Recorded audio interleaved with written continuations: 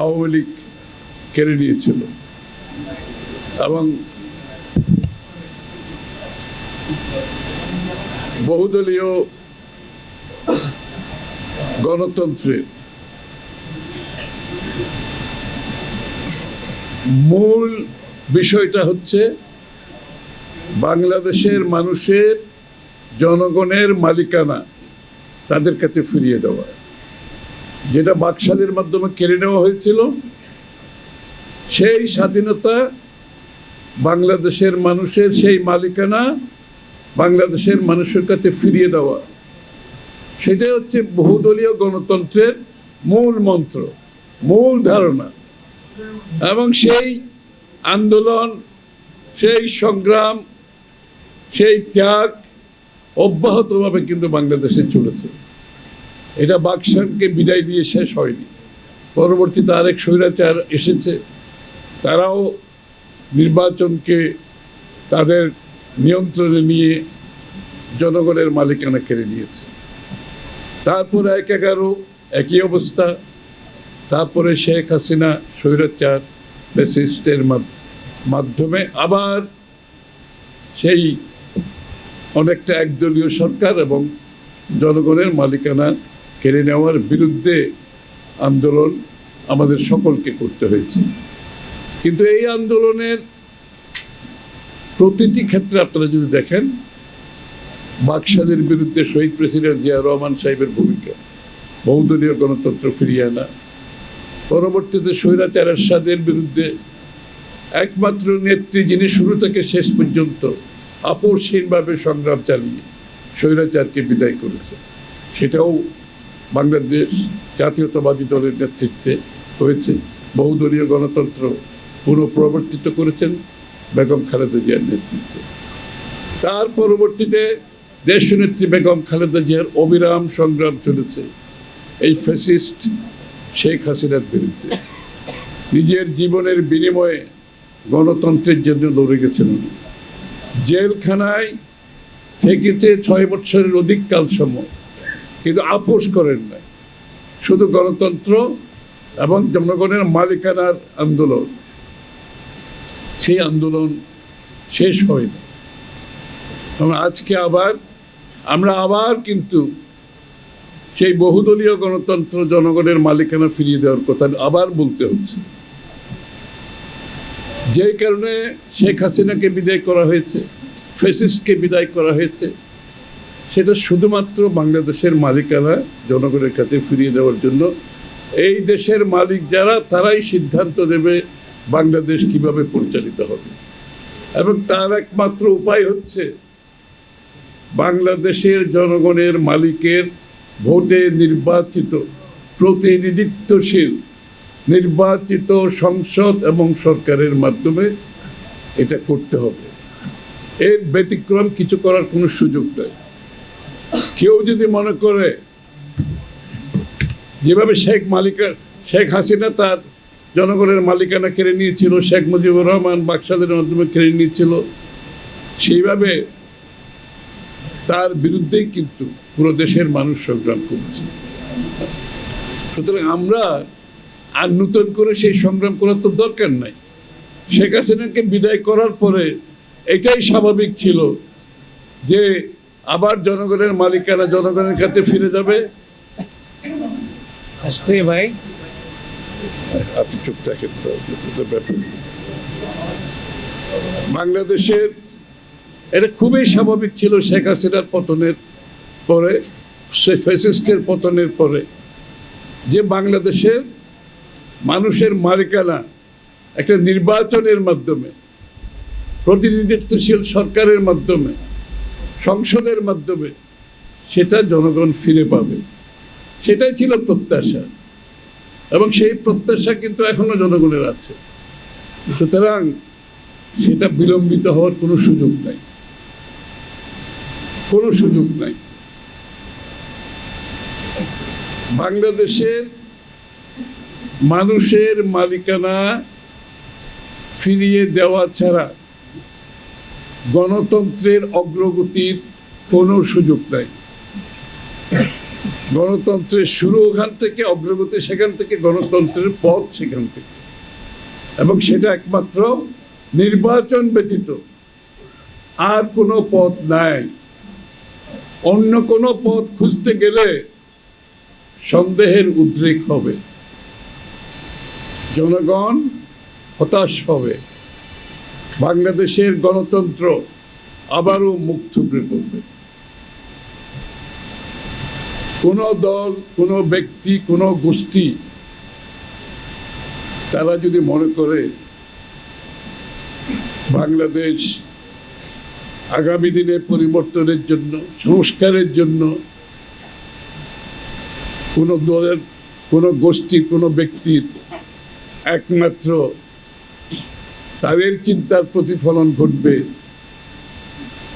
তারা সিদ্ধান্ত নেবে, তাদের সিদ্ধান্তে আগামী দিনের বাংলাদেশ পরিবর্তন, সংস্কার হবে, সেটা ভুল হবে। অবশ্যই সংস্কারের ব্যাপারে বিএনপির আগে কেউ প্রস্তাব দেয় নাই। 7 বছর আগে দেশনেত্রী বেগম খালেদা জিয়া ভিশন 2030 মাধ্যমে সংস্কারের প্রস্তাব দিয়েছেন। সেখানে 2 বারের অধিক প্রধানমন্ত্রী থাকতে পারবে না, সেখানে 2 কক্ষ বিশিষ্ট সংসদ হবে, সেখানে প্রধানমন্ত্রী এবং প্রেসিডেন্টের ক্ষমতার ভারসাম্য কি হবে, সেই প্রস্তাবে 7 বছর আগে দেওয়া হয়েছে। কারণ দেশনেত্রী বেগম খালেদা জিয়া তখনই উনি আগামীর বাংলাদেশ শেখ হাসিনার পতনের পরে যে চিত্র, উনি সেটা অনুধাবন করতে পেরেছেন এবং হয়েছে এই প্রস্তাবগুলো।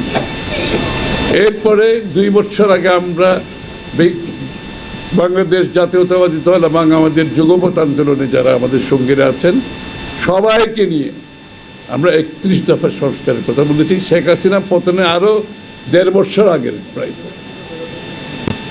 সুতরাং এগুলো তো সব হাসিনা পরবর্তী বাংলাদেশ কি হবে, কি কি সংস্কার করার প্রয়োজন হবে, দেশকে আবার তার সঠিক জায়গায় ফিরিয়ে আনার জন্য এইসব দেওয়া হয়েছে শেখ হাসিনা পতনের আরো 1.5 বছর আগে।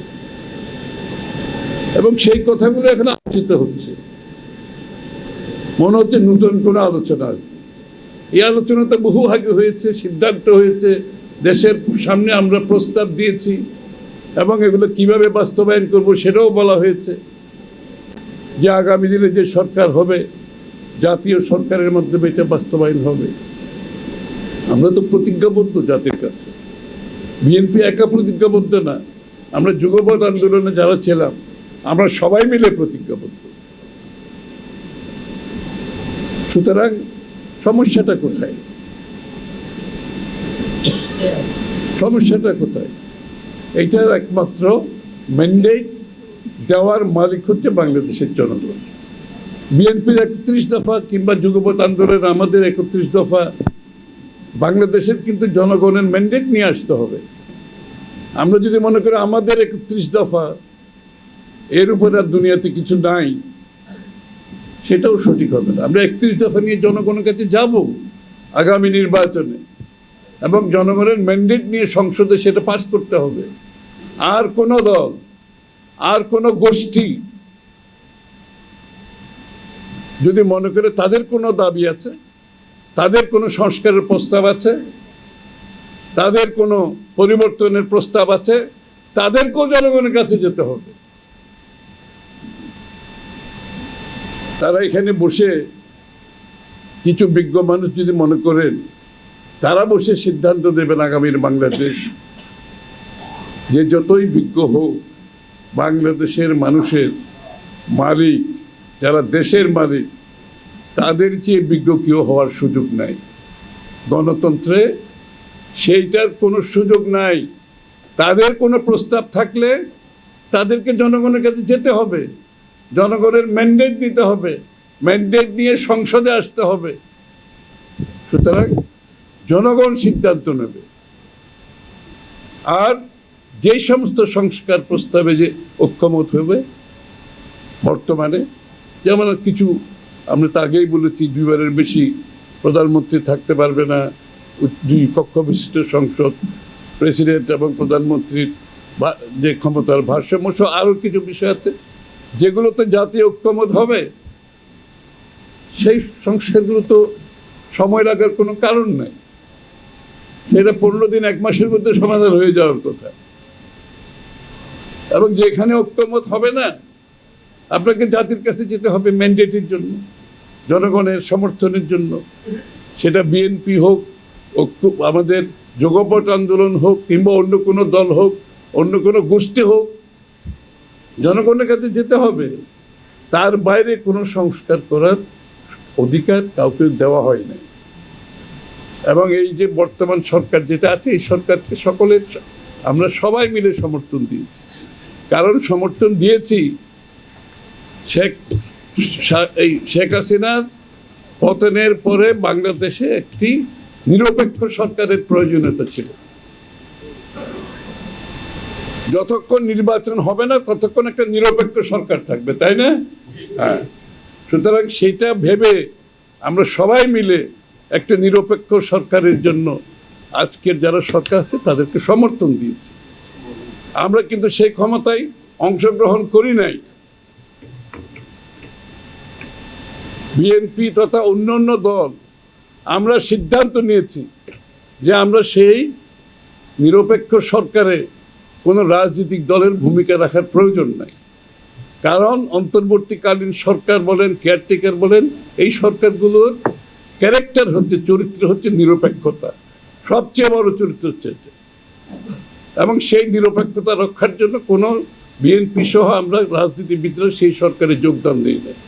কারণ আমাদেরকে সরকারে আসতে হলে জনগণের ম্যান্ডেট নিয়ে আসতে হবে, জনগণের ভোট নিয়ে আসতে হবে, এবং সেটা নির্বাচনের মাধ্যমে আসতে হবে। আর ইতিমধ্যে যেহেতু এই অন্তর্বর্তীকালীন সরকার সময় একটা নিরপেক্ষ সরকার, তারা নিরপেক্ষভাবে যে আগামী যে নির্বাচন হবে সেদিকে এগিয়ে যেতে হবে।